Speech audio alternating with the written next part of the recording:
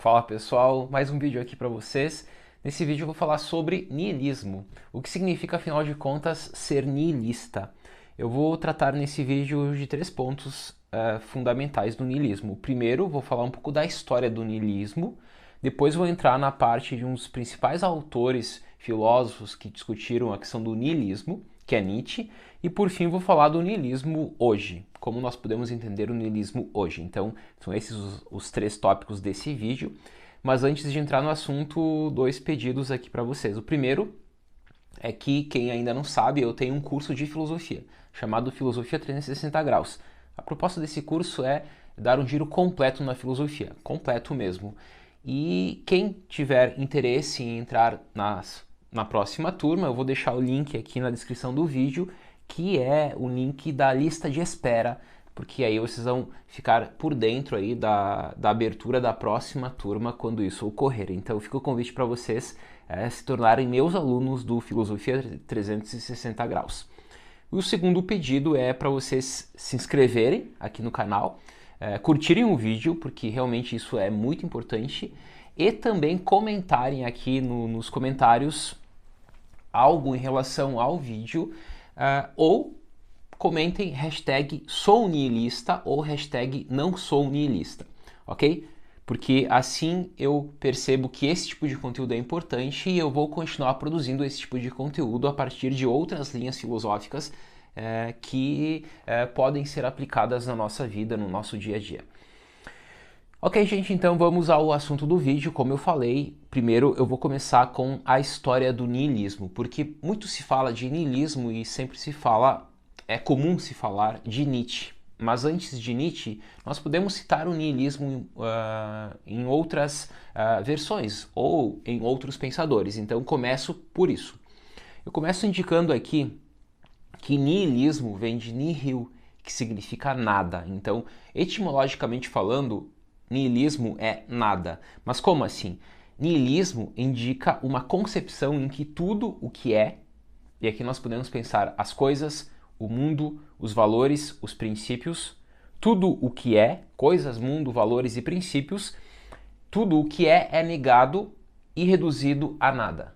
Então, niilismo, etimologicamente nada, é que tudo é reduzido e negado e reduzido a nada. Né? Negado e reduzido a nada. Essa é a tese que nós podemos resumir assim o niilismo a partir da etimologia da palavra.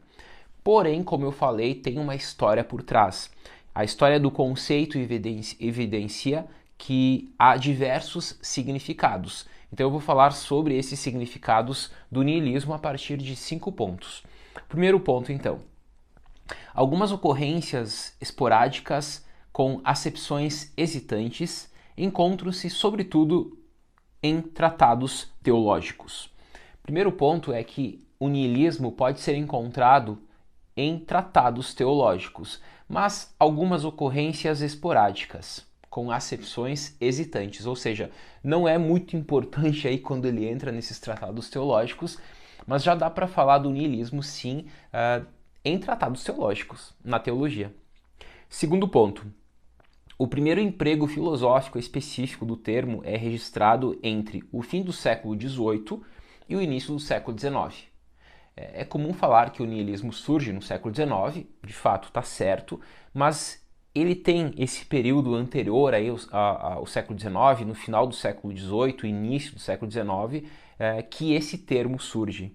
E ele surge nas controvérsias que caracterizam o nascimento do idealismo alemão. Então, o idealismo alemão, que tem três grandes expoentes, o Fichte, o Schelling e o Hegel, é justamente diante dessas controvérsias que caracterizam esse idealismo, desses três autores, é que surge o emprego filosófico desse termo, niilismo. Ok, então aqui muito mais do surgimento do termo. Terceiro ponto, na Rússia da segunda metade do século XIX, então temos o tempo, temos o local, o niilismo explode como um movimento de rebelião ideológica e social, impondo-se em escala geral. Então, Rússia, metade do século XIX, segunda metade do século XIX, o niilismo explode como uma espécie de movimento de rebelião ideológica e social. Então isso é bem importante, até porque autores do período da Rússia, daquela época, acabam assumindo contornos nihilistas, enfim. Então é bem comum encontrar aí na literatura russa, por exemplo, evidências que relatam isso, do nihilismo, a partir desse movimento de rebelião mesmo. Quarto ponto, a teorização principal do nihilismo, claro, é Nietzsche. Então por isso mesmo depois eu vou falar do Nietzsche, mostrando o que se pode falar de nihilismo a partir do Nietzsche. Quinto e último ponto da história do conceito nihilismo é pós-Nietzsche. Então nós vimos que o primeiro ponto é que já há em tratados teológicos alguma coisa de nihilismo. O segundo ponto é que está atrelado a uma controvérsia aí presente no idealismo alemão. O terceiro ponto na Rússia, e aqui eu destaco principalmente a literatura, já na segunda metade do século XIX. O quarto ponto, Nietzsche, que é o grande autor, e o quinto ponto é pós-Nietzsche. O nihilismo exerce ampla influência sobre o pensamento do século XX em diversos pensadores, como Junger, Heidegger, Watimo, Deleuze, Foucault, Derrida, Habermas, Lyotard, Hort, Baudrillard, Ciaron e outros. Então tem vários autores aí no século XX que acabam sofrendo uma ampla influência desse conceito, discutindo esse conceito. Eles fizeram do niilismo, esses autores todos que eu citei, um conceito-chave para a interpretação do cenário cultural de nossos dias. A filosofia tem um pouco esse papel de interpretar o momento presente, o momento que estamos vivendo. Então, para entender o cenário cultural que estamos inseridos, o cenário ideológico, intelectual que estamos inseridos, alguns conceitos se tornam conceitos-chave. E o niilismo é um conceito-chave do século XX, tratado por esses autores todos. Primeira parte, então, foi essa. Destaquei aqui 5 pontos centrais da história do conceito niilismo. Passo para a segunda parte do vídeo, que é a questão da teorização proposta por Nietzsche e que foi sistematizada por Deleuze. Então, aqui eu vou apresentar a sistematização que Deleuze faz ao conceito de niilismo presente em Nietzsche. Okay? Aqui eu vou destacar 4 formas de niilismo presentes no pensamento de Nietzsche, segundo Deleuze. Vamos para as 4 formas, então. A primeira forma é o niilismo negativo. A segunda forma, o niilismo reativo. A terceira, niilismo passivo. E a quarta, niilismo ativo. Falarei de cada uma delas. Começo pelo negativo.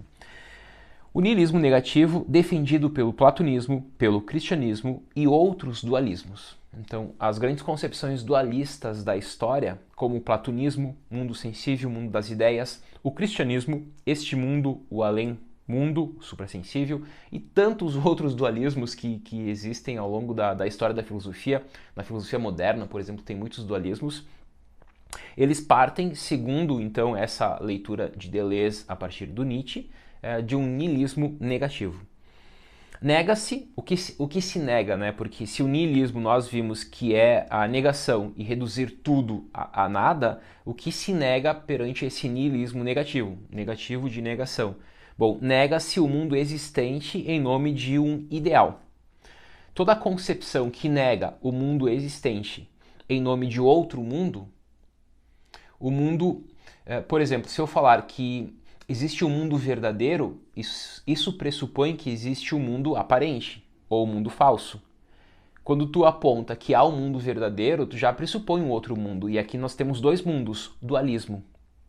Isso está presente em Platão, isso está presente no cristianismo, isso está presente em muitos pensadores. E de religiões, por exemplo, também. Qualquer dualismo, então, acaba caindo num niilismo negativo, porque está negando algo. Está negando o quê? Está negando esse mundo, para se apegar a um outro mundo, que seria o mundo verdadeiro, e esse seria o mundo falso.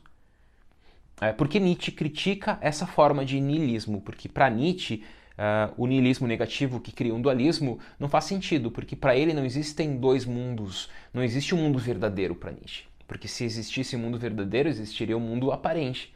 Para Nietzsche existe apenas um mundo real, que é este mundo que é único. Então, Nietzsche fala do niilismo negativo e critica esse niilismo negativo.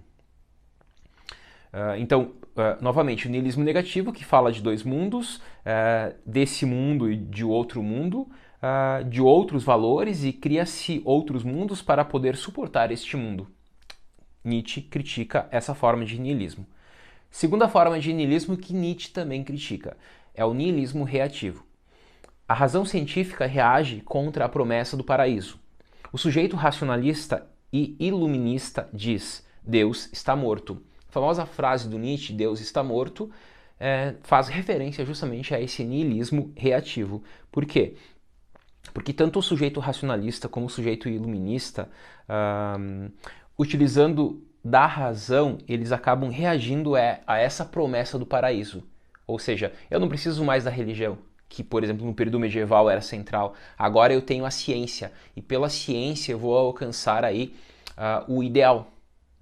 Então, o niilismo reativo reage em relação ao mundo suprassensível, reage em relação ao céu, reage em relação a algo apresentado como um ideal e apresenta algo em relação a isso. Por isso, Deus está morto. Deus está morto possui o significado justamente da morte da metafísica, da morte do suprassensível, da morte desse mundo que seria o mundo verdadeiro.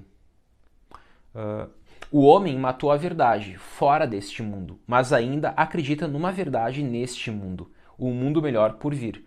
Então, o ser humano moderno, o ser humano iluminista, racionalista, ele mata a verdade além deste mundo, no mundo suprassensível, no mundo das ideias do Platão, no céu dos cristãos, e ele diz que a verdade está nesse mundo, e ele acredita no mundo melhor que está por vir, por meio justamente da ciência, por meio justamente da razão, por meio justamente dele, do homem racionalista, do homem iluminista. Então, o segundo niilismo reativo, que também é criticado por Nietzsche. Terceiro niilismo, o passivo. O niilismo avança e vai esmagando tudo. E essa é uma forma de niilismo bastante comum entre os jovens, por exemplo, né, que é o niilismo passivo. O niilismo avança e vai esmagando tudo. Não há mais deuses, valores e rumo. A religião não salva, a ciência não encontra respostas. A religião não salva, que seria um niilismo negativo, a ciência não encontra respostas, que seria um niilismo reativo. O homem está cansado e não tem mais forças nem para pôr fim ao sofrimento. Ou seja, o niilismo passivo é de um ser humano passivo, é um ser humano cansado, é um ser humano que não tem nem forças para pôr fim ao sofrimento. O humanismo fracassou e o homem, cada vez mais doente de si, perde a vontade de afirmar-se. Então aqui nós temos um niilismo passivo, que é uma forma de niilismo depressivo, que é uma forma de niilismo do cansaço mesmo. Né? Então, terceira forma aqui, claro que o Nietzsche também apresentando aqui para mostrar os problemas dessa forma. Então, as três formas que eu apresentei até aqui são formas que Nietzsche critica. E a quarta forma é o niilismo ativo, que é o niilismo de Nietzsche. Então, Nietzsche é um niilista e é um crítico do niilismo. É isso mesmo. Nietzsche é niilista ou não é? Ele é niilista, sim, mas ele é também um crítico do niilismo. Mas ele critica três formas de niilismo, que são o negativo, reativo e passivo. E ele defende a forma ativa. Então eu vou falar sobre isso agora. O niilista pode voltar a ser niilista negativo ou reativo. Ou seja, eu estava no terceiro ponto, né? Niilista passivo. O niilista passivo ele pode voltar para o niilismo negativo ou ele pode voltar para o niilismo reativo. Ou se tornar um niilista ativo. Então ele tem que escolher o passivo, que é a terceira forma, ou ele volta para a primeira forma ou para a segunda, ou ele vai para a quarta forma.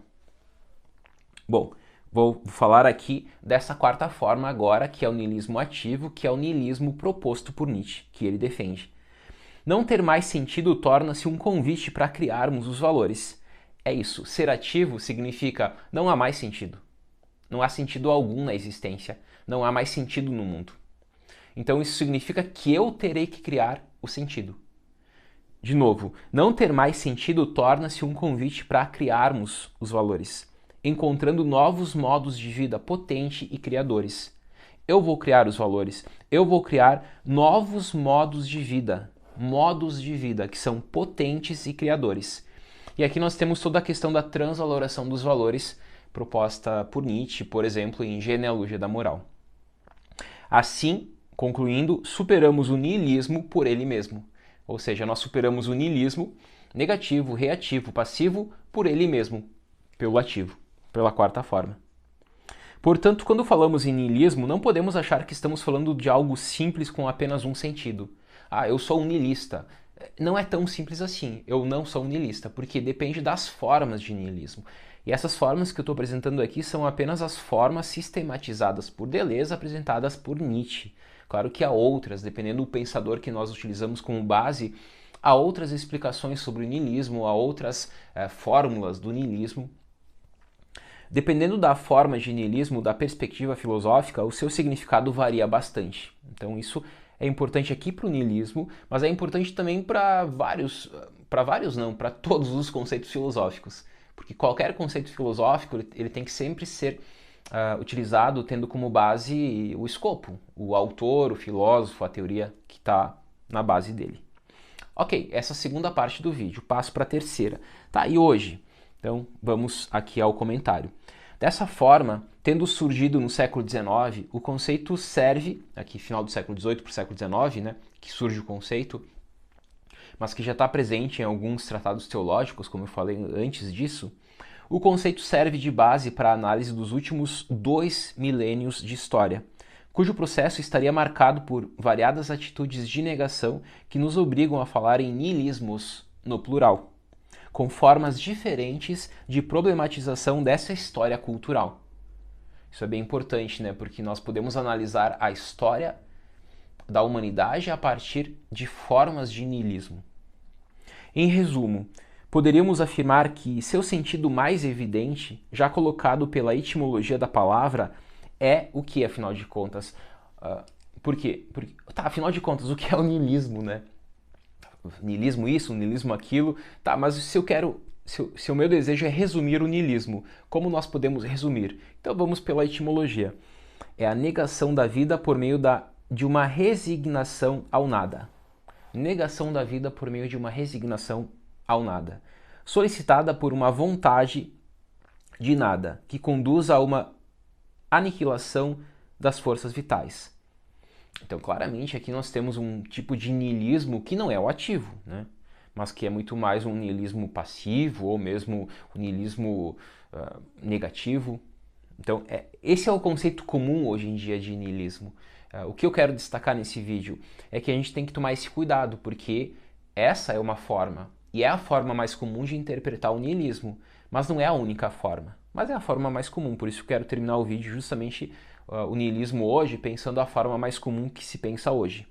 Então, novamente, é a negação da vida por meio de uma resignação ao nada, solicitada por uma vontade de nada, que conduz a uma aniquilação das forças vitais. Fato que torna possível a autores como Nietzsche, Heidegger e Hans Jonas associarem o conceito a uma sintomatologia. Sintomatologia, ou seja, ao diagnóstico da decadência e do declínio da civilização ocidental.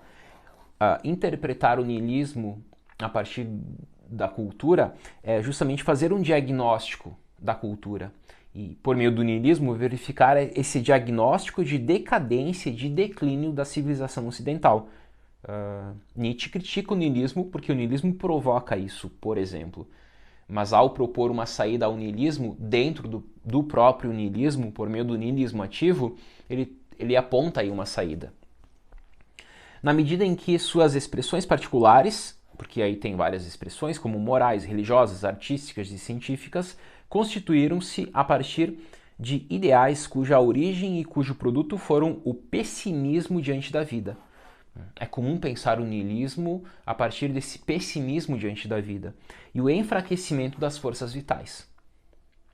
O niilismo é interpretado assim como uma hostilidade em relação ao mundo sensível, que é aquilo que nós falamos do niilismo negativo.